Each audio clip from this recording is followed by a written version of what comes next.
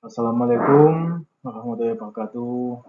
Kepada yang saya hormati dosen pengampu serta rekan-rekan mahasiswa sekalian yang menyaksikan tayangan video ini. Kenalkan, nama saya Muhammad Nasrullah, mahasiswa dari Pemrograman Studi Manajemen Universitas Muhammadiyah. Video presentasi ini saya susun secara komprehensif sebagai tugas menghadapi ujian akhir semester. UAS. Ini adalah tugas UAS. Ada kesempatan yang penuh distorsi informasi ini. Saya mengajak kita semua untuk berkompetisi sejenak melalui sebuah paparan ilmiah yang saya berjudul Filsafat Ilmu di Era Digital. Masih pentinggah atau sekedar teori sebuah filsafat? Paradoks era kelimpahan informasi. Rekan-rekan sekalian, kita hari ini hidup di tahun 2026, sebuah era di mana kecerdasan buatan atau yang biasa disebut dengan AI, komputasi kuantum, big data, dan realitas virtual bukan lagi cerita fiksi ilmiah, melainkan realitas sehari-hari. Kita berada di puncak peradaban digital, di mana informasi dapat diakses hanya dengan satu ketukan jari. Namun, mari kita jujur pada diri kita sendiri. Di tengah banjir bandang informasi ini, apakah kita menjadi semakin bijaksana atau justru semakin tersesat? Disinilah paradoks era digital muncul. Kita memiliki jutaan data, tetapi kehilangan makna. Kita memiliki teknologi untuk mencari jawaban apapun dalam hitungan detik lewat large models atau disebut biasanya LLM. Tetapi kita seringkali kehilangan kemampuan untuk mengajukan pertanyaan yang benar-benar dan kritis. Seringkali filsafat ilmu dianggap sebagai mata kuliah yang usang, membosankan, penuh dengan istilah awang-awang seperti ontologi, epistemologi, dan aksiologi yang dianggap tidak berguna di dunia kerja praktis. Muncul sebuah pertanyaan skeptis dari generasi digital. Untuk apa belajar filsafat ilmu jika AI bisa menjawab semua hal? Bukankah filsafat ilmu sekarang sekadar teori menara akademik yang tidak lagi penting? Baik, tujuan dari presentasi saya kali ini, saya ingin mendobrak stigma keliru tersebut. Presentasi ini memiliki 3 tujuan strategis, menunjukkan bahwa era digital justru sedang mengalami krisis eksistensial dan konseptual yang hanya bisa dijawab oleh filsafat ilmu. Membedah pilar-pilar filsafat ilmu, yaitu ontologi, epistemologi, dan aksionologi, dalam konteks disrupsi teknologi digital modern. Membuktikan bahwa filsafat ilmu bukan sekedar teori masa lalu, melainkan sebuah kompas, perisai berpikir kritis, dan navigasi etis yang paling kita butuhkan saat ini agar tidak memperbudak oleh algoritma. Topik ini menjadi sangat mendesak karena batas antara yang asli dan yang palsu kini telah kabur. Fenomena deepfake yang mampu memanipulasi wajah dan suara manusia secara sempurna, penyebaran holog yang diamplifikasi oleh algoritma media sosial, hingga ketergantungan akademik pada AI generatif telah diciptakan kekacauan teknologi. Jika kita kehilangan fondasi filsafat ilmu, kita tidak akan membedakan antara fakta ilmiah, opini publik, dan halusinasi buatan komputer.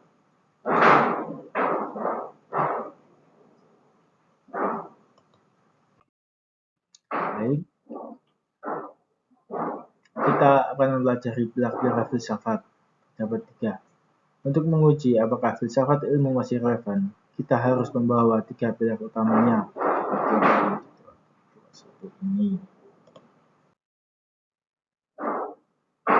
Ontologi digital. Apa yang disebut sebagai realitas? Baik. Secara klasik, ontologi berbicara tentang hakikat keberadaan, tentang apa yang ada dan nyata. Dahulu, sesuatu dianggap nyata jika memiliki wujud fisik yang bisa disentuh dan bisa dilihat. Namun, bagaimana ontologi memandang era digital? Hari ini kita akan mengenal virtual reality atau VR, augmented reality atau AR, dan ekosistem metaverse. Kita, seorang individu, menghabiskan belasan jam sehari berinteraksi di dunia virtual, membeli aset digital dengan mata uang kripto, dan membangun identitas baru lewat avatar. Apakah dunia tersebut tidak nyata? Oke. Mendefinisikan kembali konsep keberadaan di era digital. Realitas tidak lagi tunggal, melainkan berlapis. Bukan hanya sekedar physical reality, tapi juga digital reality. Tanpa pemahaman ontologi yang kuat, manusia digital rentan mengalami alienasi atau ketersinggungan ekstrim, di mana mereka gagal membedakan kebutuhan real kemanusiaan mereka dengan stimulasi artifisial yang diciptakan oleh industri teknologi.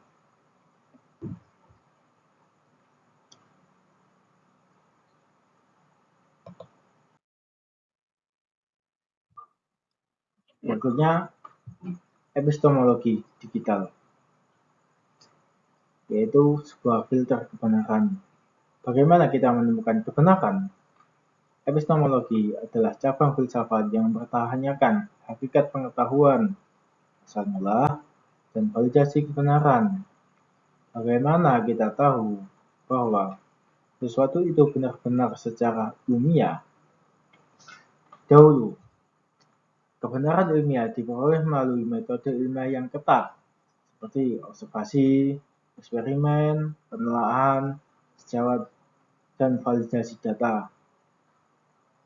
Sementara di era digital, institusi mencari kebenaran tradisional seperti universitas, ensiklopedia, dan ilmuwan yang telah mengalami demokratisasi sekaligus disrupsi oleh mesin pencari algoritma media sosial.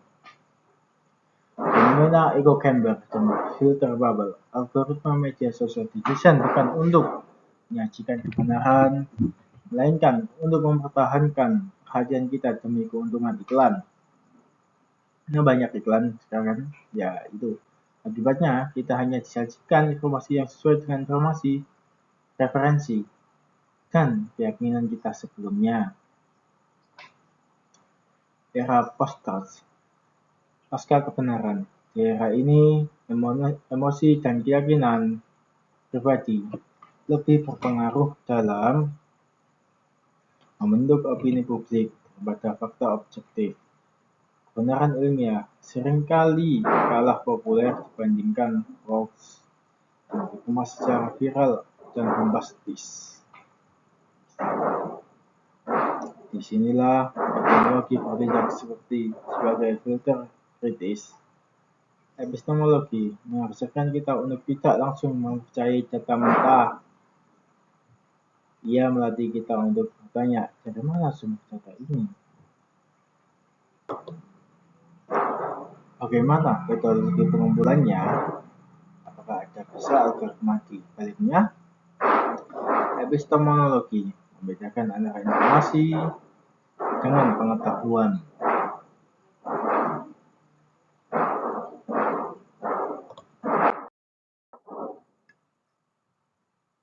Berikutnya yaitu aksiologi.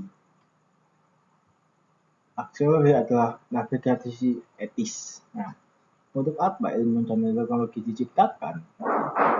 Di sini kita akan menjelaskan aksiologi adalah studi tentang nilai etika dan estetika dari sebuah ilmu pengetahuan. Aksiologi mempertanyakan apakah ilmu ini bebas nilai atau cacat nilai. Untuk apa teknologi ini digunakan? Jadi semua ini perlu dipertanyakan ya. Di era digital, pilar aksiologi adalah yang paling sering dilanggar kita. Melihat perkembangan teknologi yang luar biasa cepat, namun berjalan tanpa rem etis. Bias algoritma AI. dan program AI seringkali mereplikasi bias rasisme, seksisme, atau diskriminasi kelas sosial yang ada pada data historis manusia yang melatihnya. Kapitalisme pengawasan. Perusahaan teknologi raksasa memanen data pribadi kita, memprediksi perilaku kita, dan menjualnya untuk kepentingan komersial maupun politik tanpa sepersetujuan etis dan transparan.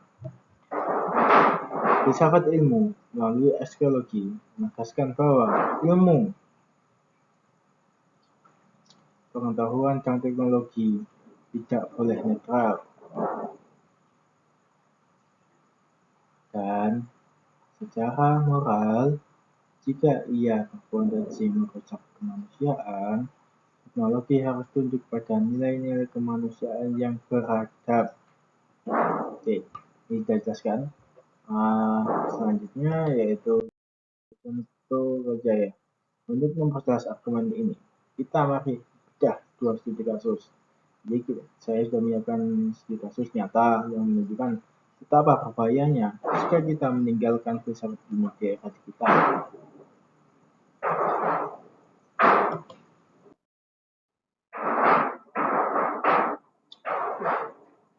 Kasus pertama, krisis integritas akademik dan halusinasi AI generatif. Kasus pertama, halusinasi AI dalam dunia pendidikan tinggi saat ini. Penggunaan AI generatif seperti ChatGPT, Claude, atau Gemini telah menjadi hal yang lumrah.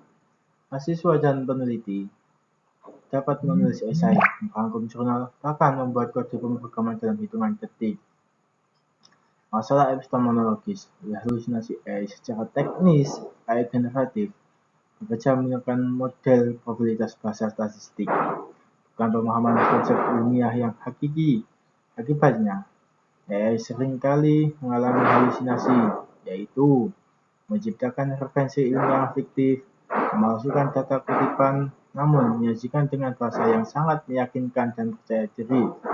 Tampak-tampak filsafat ilmu, banyak pengguna yang menelan mentah-mentah hasil dari AI tersebut tanpa melakukan verifikasi atau skeptisme metodologis. Ini adalah bentuk kemunduran berpikir yang sangat fatal.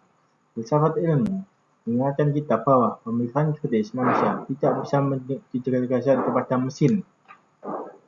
Mesin bisa mengolah data, tetapi hanya manusia yang memiliki kesadaran esensial untuk memvalidasi kebenaran. Berikutnya, ini adalah kasus yang kedua, yaitu deepfake. Deepfake dan runtuhnya kepercayaan publik pada fakta hukum. Contoh ya, ini kita dari teknologi manipulasi video berbasis kecerdasan buatan, ada deepfake. Ini telah mencapai tingkat akurasi yang menakutkan. Seseorang bisa membuat video palsu yang memperlihatkan seseorang tokoh politik atau pejabat negara seolah-olah sedang mengatakan atau melakukan sesuatu yang melanggar hukum. Padahal video tersebut murni buatan komputer. Masalah ontologis dan juridis. Ketika video palsu ini menyebar luas, masyarakat mengalami kepanikan, massal, dan polarisasi. Sebaliknya, pelaku kejahatan yang asli bisa berkeliaran dan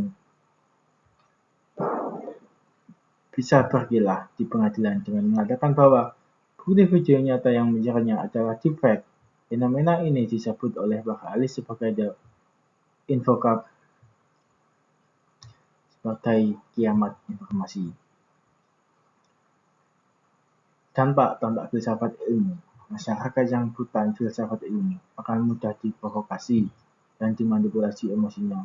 Filsafat ilmu melatih kita untuk menerapkan asas skeptisme radikal dan konstruktif. Dalam ranah digital, apa yang kita lihat dan dengar tidak bisa lagi langsung dijadikan bukti kebenaran mutlak sebelum melalui uji validasi metodologi yang sahih.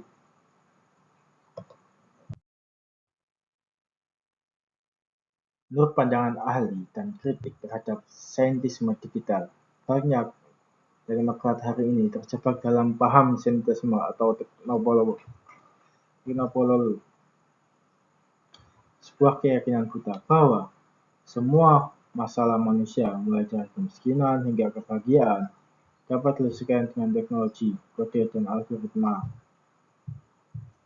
Filsuf kontemporer seperti Yuval Noah Harari atau mendiang Umberto Eco seringkali mengingatkan bahwa digitalisasi yang tanpa arah. Filsafat Umberto Eco pernah menyatakan dengan sarkastis bahwa media sosial yang telah memberikan hak bicara kepada jutaan orang yang sebelumnya hanya berbicara di bar setelah minum anggur tanpa merugikan komunitas, tetapi kini mendapatkan mereka memiliki bobot yang sama dengan pemenang hadiah Nobel.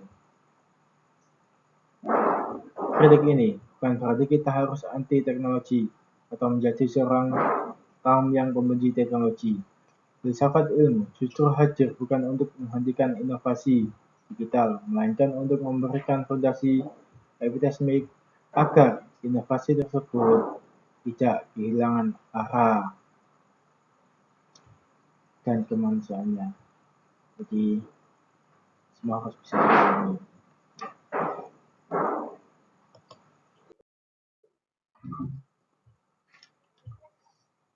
Sekarang yaitu solusi dari kebijaksanaan digital. Kesimpulan, jawaban atas skeptisme rekan-rekan dan dosen yang saya hormati. Setelah kita menguliti bagaimana 3 pilar filsafat ilmu beroperasi di tengah disrupsi teknologi, kita akhirnya memiliki jawaban yang tegas atas pertanyaan pada judul presentasi ini. Filsafat ilmu di era digital sama sekali bukan sekadar teori usang yang mati di atas kertas. Ia justru jauh lebih penting dan mendesak hari ini dibanding masa-masa sebelumnya. Jika pada abad pencerahan filsafat ilmu bertugas membebaskan manusia dari takayul dan dogma mistis, maka di era digital saat ini, filsafat ilmu bertugas membebaskan manusia dari dogma algoritma, manipulasi data, dan halusinasi teknologi. Filsafat ilmu adalah benteng terakhir yang menjaga kewarasan berpikir logis, kritis, dan etis. Kita sebagai manusia di tengah lautan informasi digital yang penuh dengan kepalsuan. Dan untuk generasi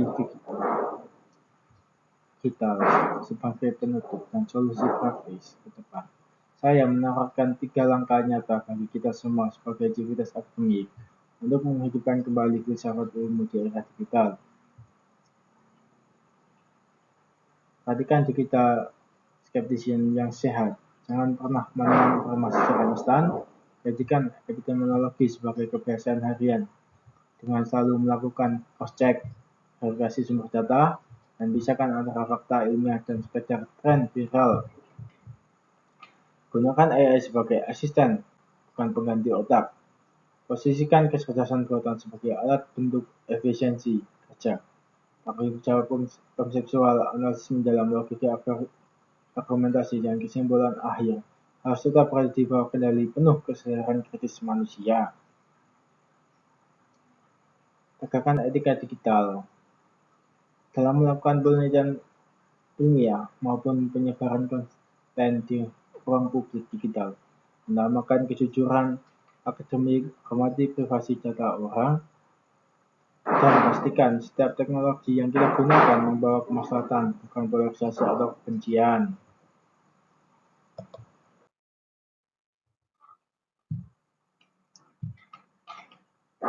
Rekan-rekan sekalian, teknologi digital akan terus berkembang dan algoritma akan menjadi semakin cerdas dan dari hari ke hari.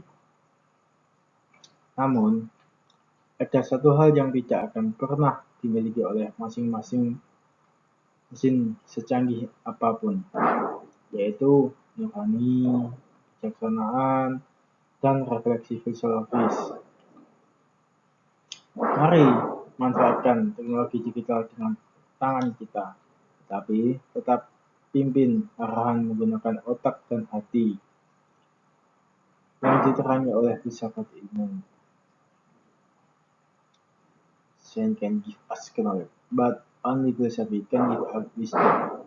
Sains bisa memberi kita pengetahuan, tetapi hanya filsafat yang bisa memberi kita kebijaksanaan. Demikian presentasi ilmiah ini saya sampaikan untuk memenuhi tugas UAS Pancasila dan Filsafat Ilmu. Mohon maaf atas segala kekurangan, kehilangan kata, kekhilafan kata, atau kekeliruan kata selama pemaparan berlangsung. Terima kasih yang sebesar-besarnya atas perhatian dan waktu bimbingan harga yang telah diberikan. Assalamualaikum warahmatullahi wabarakatuh. Selamat hari sejahtera bagi kita semua. Salam hangat insan akademik yang kritis.